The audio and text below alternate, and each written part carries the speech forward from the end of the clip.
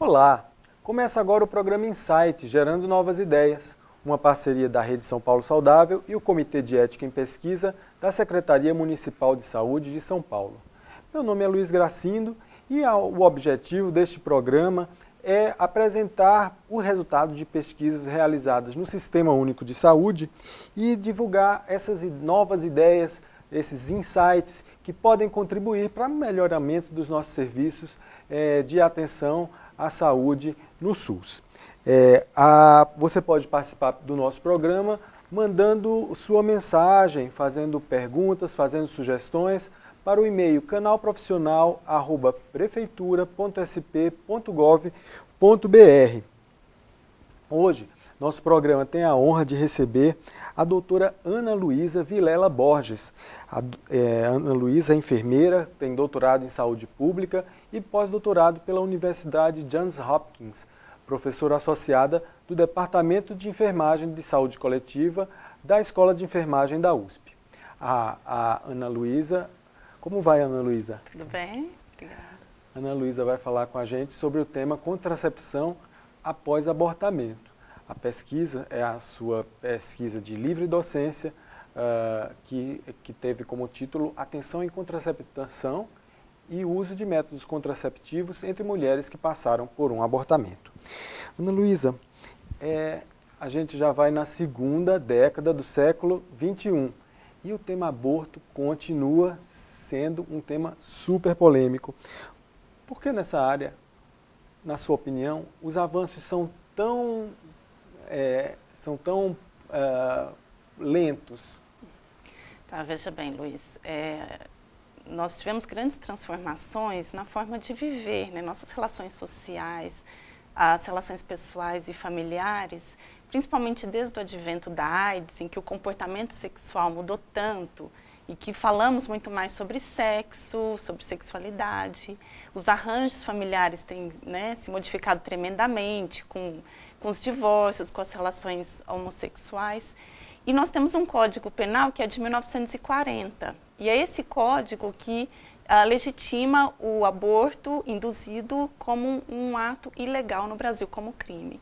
Então tem um descompasso muito grande entre o que está no Código Penal, que é aquele que está, né, fazendo a jurisdição do aborto, com a forma como nós vivemos hoje, né?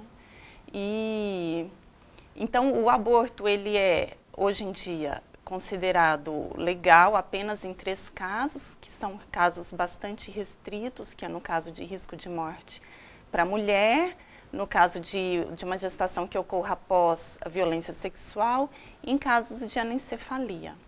Então esse descompasso ele acaba trazendo esse debate muito acalorado, né, entre aqueles grupos que são contra, que são a favor, para que haja uma mudança mesmo nesse paradigma no Brasil. Mas o teu tema é a contracepção após o abortamento. Realmente, qual é o risco de uma mulher que passou por um abortamento, passou por um aborto, de engravidar engravidar em seguida? Sim. Então, como o aborto é restrito no Brasil, é legalmente restrito no Brasil, a maior parte das pesquisas elas têm esse tipo de limitação, né? A gente sempre está andando num terreno meio arenoso de não saber exatamente o que aconteceu com as mulheres. Quer dizer, todo mundo tem muito medo, há um silêncio meio velado sobre o que se passa em relação ao aborto. Isso dificulta até mesmo a investigação. Sim, todas as investigações a gente sempre diz que estão repletas aí, ou de subestimação ou de superestimação. Então, uma mulher que passa por um abortamento, seja espontâneo ou seja induzido, ou seja, uma perda fetal, ela pode engravidar normalmente 1 mês depois dessa gestação que foi interrompida, né? Então, estima-se que 75% das mulheres vão ovular até 6 semanas depois do abortamento. Então, ela está apta a engravidar novamente, né? Até 2 semanas depois do abortamento, ela já pode engravidar. O que ocorre é que, por exemplo, se foi um aborto inseguro, em que não houve um esvaziamento completo, uterino, ou houve uma perfuração, ou uma infecção, ela pode ter sequelas que a impossibilitem de engravidar tão brevemente ou até por toda a vida. E então quer dizer que a gravidez, você está querendo dizer que a gravidez em seguida a um aborto é algo que está associado a um risco para a saúde da mulher? Sim, pelo fato dela poder ocorrer tão proximamente a essa gravidez que foi terminada, que pode trazer um risco mesmo se a mulher engravidar novamente. Então, todas as normas de atenção ao abortamento, inclusive o Ministério da Saúde reeditou o Manual de Atenção Humanizada ao Abortamento em 2011, todas essas normas, em nível nacional ou internacional, elas preconizam que a atenção em contracepção deva fazer parte da atenção pós-abortamento. Quer dizer, uma das diretrizes é que essas mulheres possam ter uma atenção adequada em contracepção ainda durante a hospitalização. E no Brasil, também a gente estima que nem todas as mulheres que passam por um abortamento, principalmente induzido, elas vão ser hospitalizadas. Então, isso te dá um pouco a dimensão desse quadro, né? Como é difícil atuar em relação à contracepção entre mulheres que passaram por um abortamento. Então, na verdade, a mulher que teve um abortamento, ela passando por um serviço de saúde, seja ela hospitalar, seja ele atenção básica, ela deveria imediatamente tá sendo orientada para fazer algum tipo de contracepção. Sim. Na verdade, a atenção ao abortamento, ela se dá no nível hospitalar, né? Uhum. É uma hospitalização muito curta, não demora mais que 24 horas, então o que dificulta até fazer esse tipo de ação, que é mais educativa, mas ela não deve se pautar unicamente pela orientação, quer dizer, a mulher deve sair, né? Essa é a recomendação, ela deve ter alta hospitalar já com método contraceptivo inserido, no caso o DIU, vamos supor, ou prescrito, né? Então ela já deve ter essa alta hospitalar com o método prescrito. Se o casal ou a mulher não consegue se decidir naquele momento, ela deve ser referenciada a uma unidade, né, de atenção básica para que dê continuidade a esse cuidado. Ok. E como você avalia, Ana, você é pesquisadora aí da área de contracepção, como você avalia o acesso a métodos anticoncepcionais, contraceptivos no SUS hoje em dia? Uhum. Então, o acesso ele tem se ampliado bastante, Luiz. Assim, a gente não pode negar que houve um avanço, principalmente em termos de disponibilizar esses insumos contraceptivos. Então, pelo menos aqui em São Paulo, a gente sabe que, né, a maior parte das unidades que você vai, a gente tem disponível aquele rol completo dos contraceptivos que são adquiridos pelo Ministério da Saúde. Há alguns métodos que não estão disponíveis no SUS. Dentre eles o DIU com hormônio ou implantes, anéis vaginais, adesivos, enfim, esses métodos, alguns de longa duração e de maior eficácia. Esses métodos ainda não estão disponíveis. Mas os demais, em geral, né, a gente não tem problema para acessá-los, para acessar o insumo em si.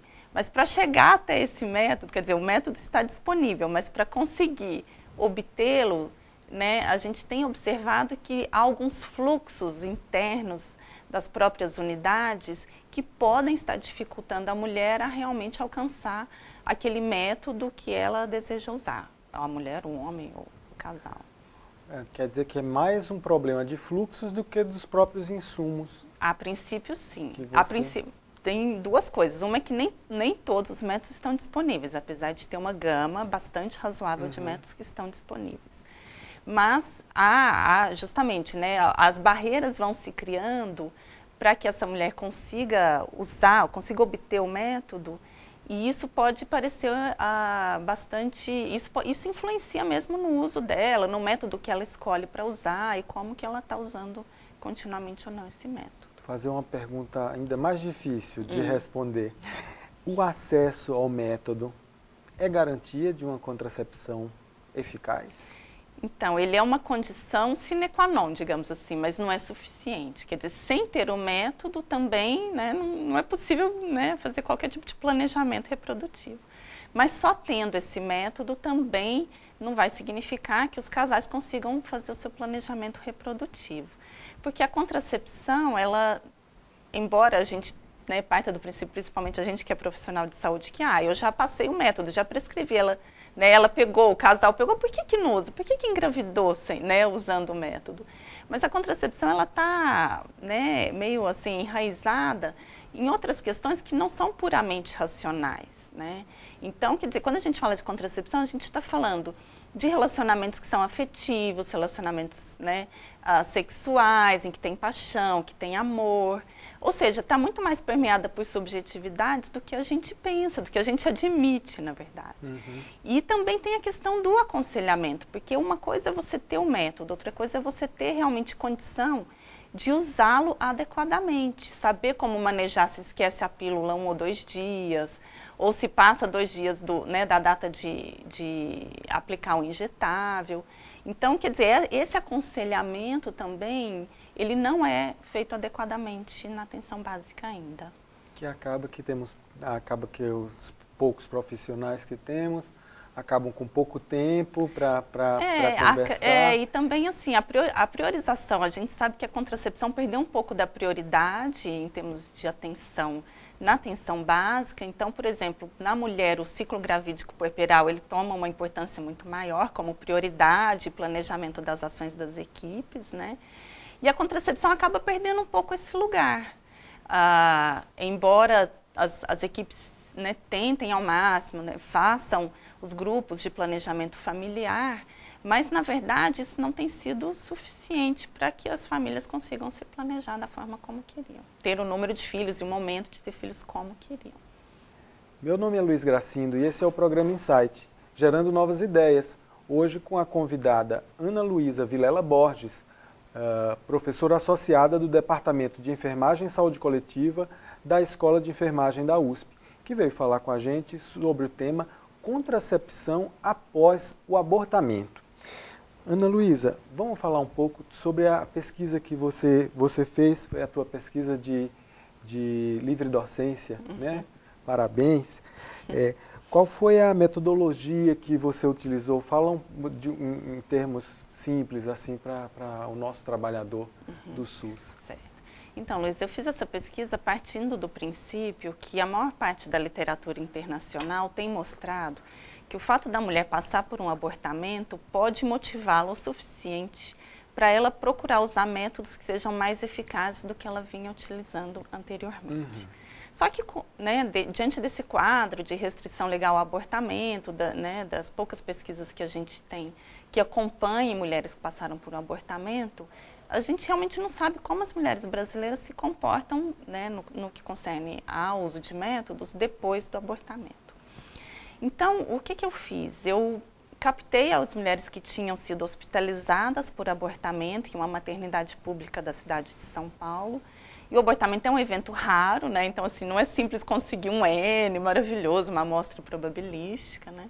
Eu acompanhei praticamente metade das mulheres que são hospitalizadas por essa razão no ano, nessa maternidade, e eu acompanhei por 6 meses, cada uma delas eu ligava, né, então foram entrevistas telefônicas, e a cada mês eu ligava para cada uma delas e procurava saber o que elas tinham usado, se elas tinham tido relação sexual, se elas tinham usado algum método, que método que tinha sido esse, quem tinha orientado, quem tinha indicado o uso desse método e se elas estavam grávidas naquele momento ou não. Então, durante esses 6 meses eu consegui ter esse perfil das práticas contraceptivas dessas mulheres que passaram por abortamento. Você ligava mensalmente para cada uma delas? Então, algumas eu perdi, obviamente, né? Algumas o telefone, né, não existia mais. Mas das 170 mulheres que aceitaram, na verdade, a gente perguntou para 184 mulheres durante 6 meses, né? Então me demorou 6 a 7 meses para eu conseguir 184 mulheres que tinham sido hospitalizadas por abortamento. Dessas 184, 170 aceitaram que eu ligasse posteriormente e eu terminei a pesquisa com 130 aproximadamente, das quais 25 tinham engravidado. Engravidaram de novo. E engravidaram de novo. Então, quando elas iam engravidando, como meu interesse era saber sobre o uso de métodos, eu ia excluindo da pesquisa. E a maternidade que você usou tem alguma característica especial? Então, ela é uma maternidade pública do estado de São Paulo, ela está situada numa região central de São Paulo. É uma maternidade muito grande, então ela atende mais de 5.500 partos por mês. E ela atende mulheres de todas as regiões de São Paulo, inclusive da região metropolitana, né? Há muitas estrangeiras também que procuram serviço, muitas ilegais, e é por isso que eu tive algumas que se recusaram, porque eram estrangeiras e não queriam, né, nenhum tipo de compromisso, porque eram ilegais. Então, você provavelmente teve uma amostra representativa do município. Você acredita nisso? Então, a gente não pode dizer que, como não foi uma amostra probabilística, né, foi uma amostra de conveniência, enfim, né, as mulheres que eu fui encontrando, elas foram sendo convidadas, mas eu acredito que muitas dessas características dessas mulheres e das práticas contraceptivas delas possam ser muito semelhantes às mulheres em geral, né? Então, eu não posso dizer que são representativas, mas eu posso dizer que provavelmente são características muito similares, né? E comportamentos que condizem já com as pesquisas nacionais, que a gente compara e vê que realmente tem uma sincronia, uma similaridade. Ana Luísa, e quais foram as conclusões do estudo? As mulheres que passavam por abortamento, realmente elas recebiam a prescrição da medicação hospitalar, como está prevista? Não recebiam, assim, ao redor de 10% só, quer dizer, 1 em cada 10 que realmente teve alta hospitalar com algum método prescrito. Esse dado, ele é muito similar a uma pesquisa que foi conduzida no Nordeste, em 3 capitais, que também encontrou entre 1 e 10%, né, de mulheres que tinham esse tipo de atenção durante a hospitalização. E eu fui adiante, então eu investiguei também o quanto essa atenção em contracepção na atenção básica, eu entendo que essas mulheres eram usuárias do SUS e por isso deveriam ser usuárias também do nível da atenção básica posteriormente. Então eu verifiquei, eu mensurei se essa atenção em contracepção teria algum efeito no uso de métodos por 2 indicadores, digamos assim. Um, se elas tiveram algum tipo de orientação sobre contracepção, mês a mês, então qualquer tipo de orientação, seja do enfermeiro, do médico, da amiga, do farmacêutico, né? E se elas passaram por consulta médica.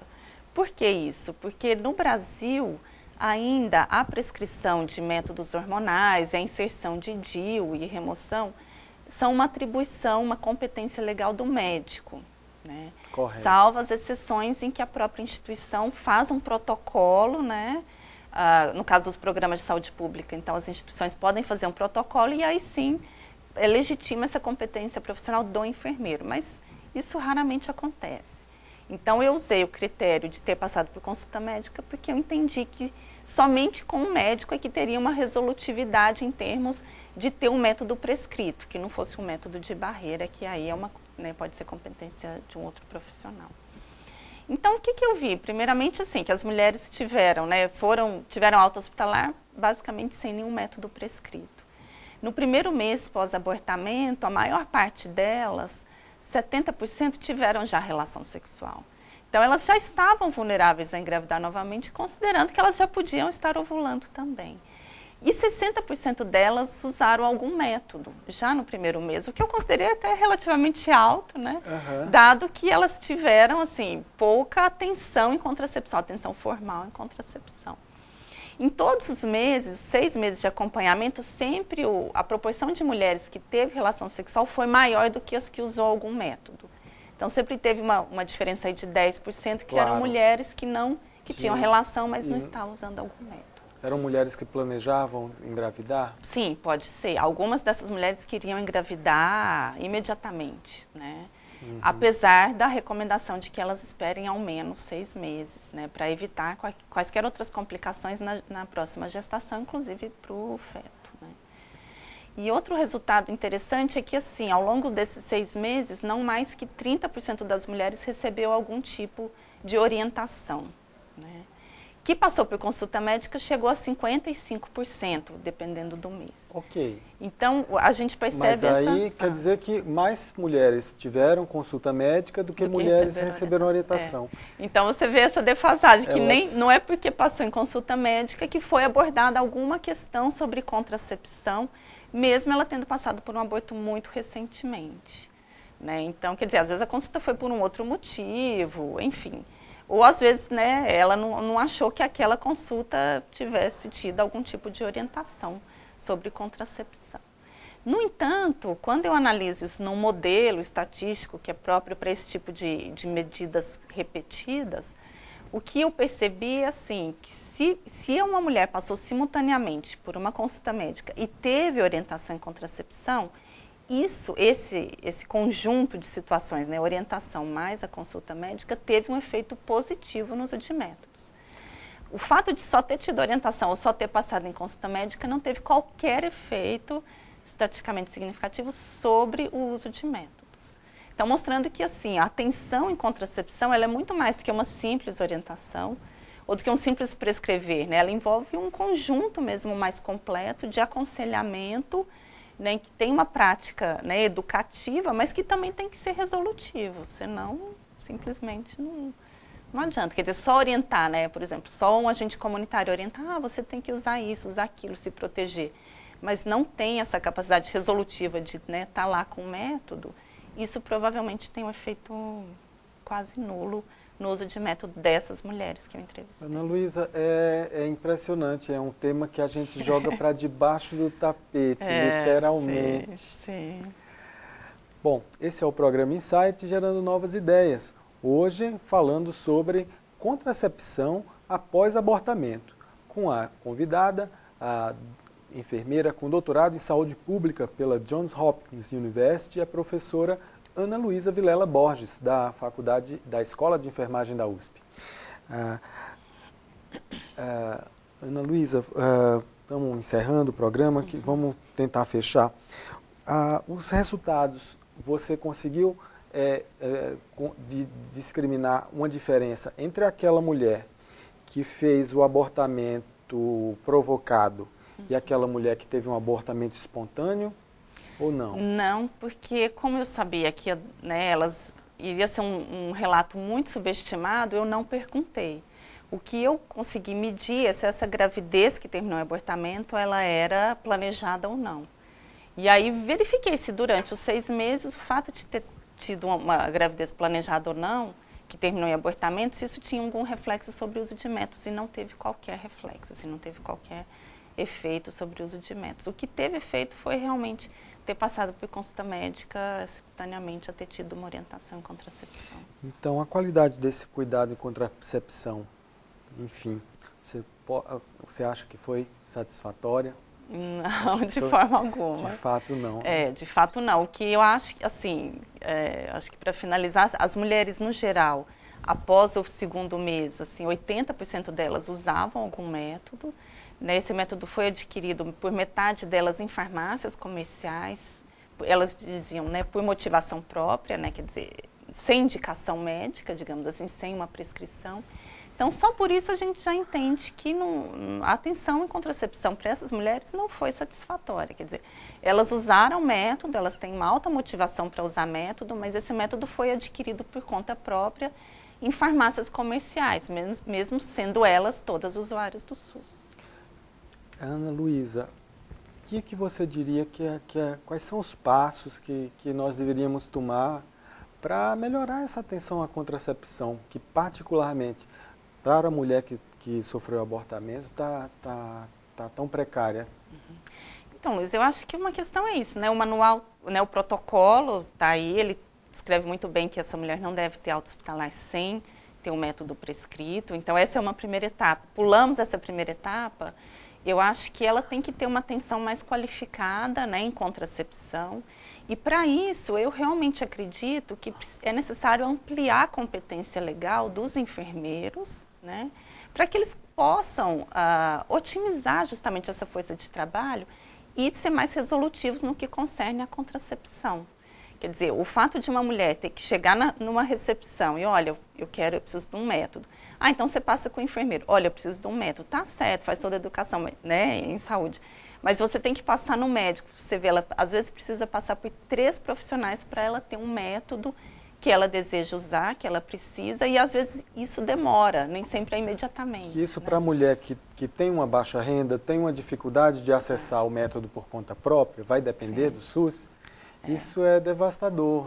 São barreiras que você coloca, né, para o acesso a uma questão básica de saúde da mulher. Sim, é básica, né? É um direito básico, assim, que traz né, que é uma das políticas de saúde que trazem maior benefício sendo tão simples, né? Quer dizer, a gente não está falando de doença, de tratamentos ultra, né, complexos, a gente está falando de fármacos que são, né, super estudados, há protocolos muito bem estabelecidos de, né, de qual método, dos critérios de elegibilidade. Precisam ser criados, estão aí os protocolos. Então aí são mundiais, não precisa questionar, né? Então eu realmente acredito que isso foi muito bem sucedido em vários outros países, não só países mais empobrecidos, mas o próprio Canadá, Inglaterra, nessa ampliação da competência profissional dos enfermeiros para lidar com a contracepção.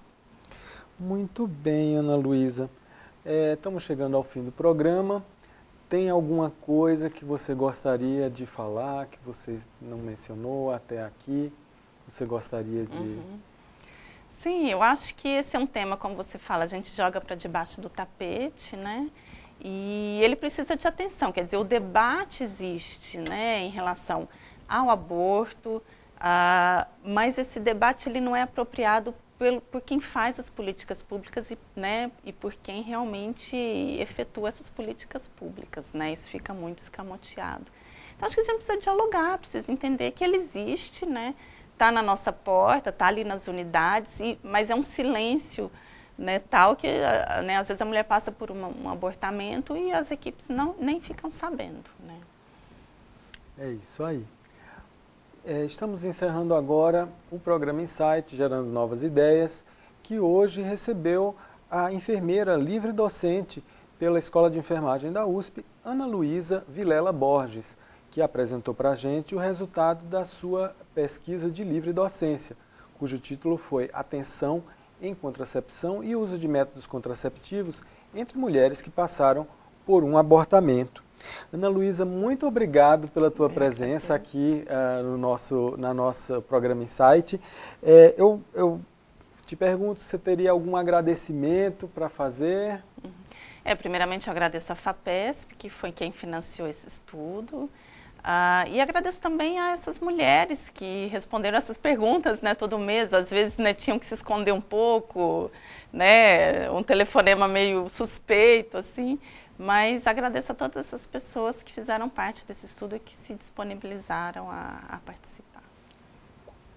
Quais são os próximos passos da pesquisa? Ela vai ter continuidade? Então, o que eu estou vendo agora é o que realmente determinou que algumas mulheres tivessem usado o tipo de método que elas, né, porque algumas utilizaram a pílula oral, outras em determinado momento o contraceptivo, o preservativo, outras o injetável. Então, eu estou né, finalizando um pouco para entender por que certas mulheres escolheram um determinado tipo de método. E então, nós estamos ansiosos para ter acesso a esses resultados. Vamos ver aí as publicações decorrentes da pesquisa, né? Então, mais uma vez, muito obrigado. Eu sou o Luiz Gracindo e o programa Insight vai ao ar toda terça-feira, ao meio-dia, aqui no canal Profissional. Essa TV que é feita por você e para você.